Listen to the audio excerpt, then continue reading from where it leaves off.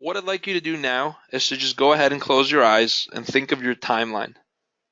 Now, when I say timeline, I don't only mean something you see, because in a moment, I'm going to ask you to float above it. And by float, I also mean as sound waves float on the wind, or as you might float in a pool or a bathtub. However you imagine your timeline is just perfect, because it's yours.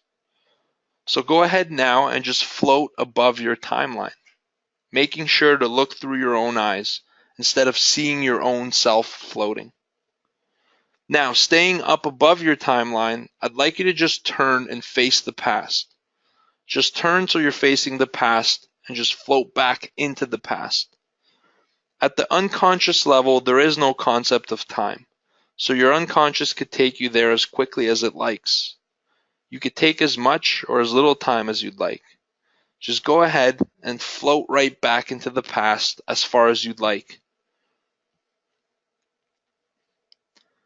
Good. Now go ahead and turn around back towards now, facing the future, and just go ahead and float right out into the future. Remember, at the unconscious level, there is no concept of time, so you could take as much or as little time as you'd like.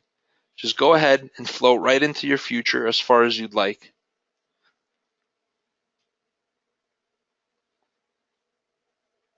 Good. Now turn around and face now, so you're facing back into the past. And now I want you to float way up in the air. And in fact, float so high that your entire timeline seems to be only an inch long.